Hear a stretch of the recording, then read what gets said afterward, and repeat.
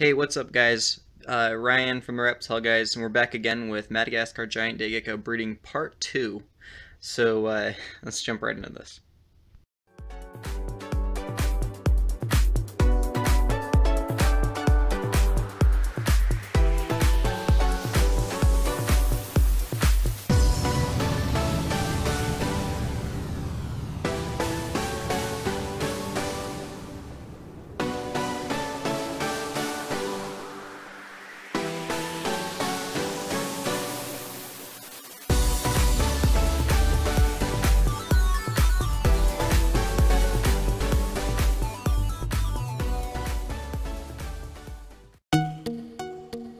Alright, everybody, so the update for today is that so far from what I've seen in the male and female giant day geckos I have, they haven't actually bred too much after that original first video that I did, the Madagascar giant day gecko breeding part 1.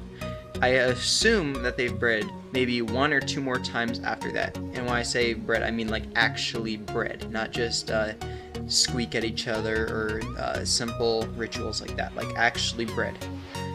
You can see both of them back there, hopefully. I'll zoom in. This is the female right there, and the male's right here. They actually have been spending a lot of their time together.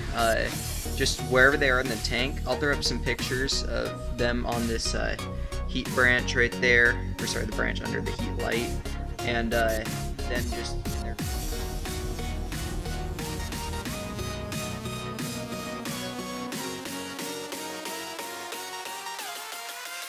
But all around, even when they're sleeping, eating, heating up, hiding, they're typically together, almost always. Now, I know that they have been breeding without actually seeing them do it, because what happens when giant day geckos breed is the male will actually clamp down on the extra loose skin on the necks of the female, like I said, right there on her neck. And you can actually see the marks of where he bit on, because some of the little scale beads will be discolored for a couple days, and then they'll clear back up and turn normal color once she heals a little bit from it. But I'm actually really happy that he didn't hurt her when he clamped on, because there's cases where the males can actually rip skin off and it can become pretty violent in breeding. But no, he's been actually a pretty good gentleman, I'd say. He hasn't hurt her and caused any scars or anything like that.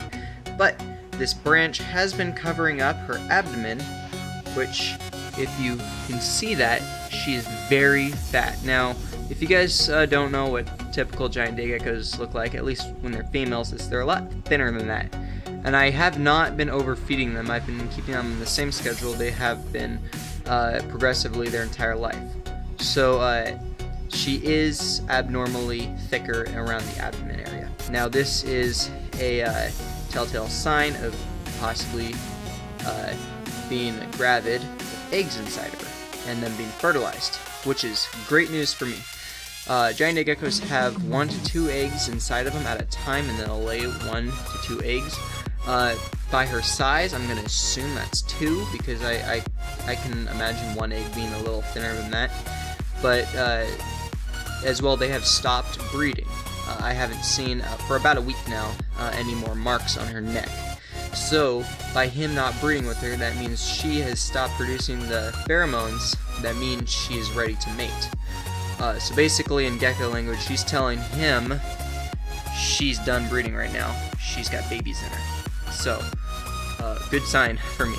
Now, they have been chirping at each other. About the last couple of weeks, I've been hearing them making calls to each other repeatedly, and actually quite often, which is a good sign. It just means they're continuing their pairing cycle and they're mating for life, which is great, because that means after she lays her eggs, they'll breed again, then she'll lay those eggs and they'll breed again. They'll continuously do this throughout the breeding seasons their entire lives, which is awesome. So yeah, I thought I'd give you guys that update. And when will I be expecting eggs? Well, it's a little hard to say. If I'm correct and she is actually gravid, she should be laying the eggs 2 to 3 weeks from now. So I will definitely keep you guys updated on that, especially if she gets any bigger.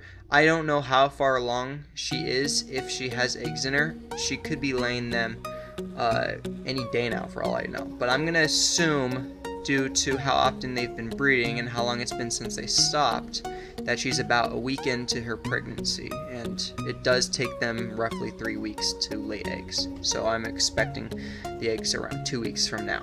Just what I'm assuming. Also, I'd like to say that I did add plenty of calcium right here. Actually, there's a mealworm in there. Alright, I didn't put that mealworm in there, but there I did put a bowl of calcium in their tank because the giant day geckos do need calcium, and the females need extra calcium to form the eggs properly inside of them. So I did make sure to supplement her with that. And other than that, the male is really healthy. They're both growing, and they're all around doing great, doing their gecko thing. So I will make sure to update you guys in Madagascar giant day gecko breeding part 3. But this is part 2. Successful, I'm pretty sure. Thank you guys for watching. If you liked the video, make sure to like, sub, and share, and I will see you guys in the next episode. See you later.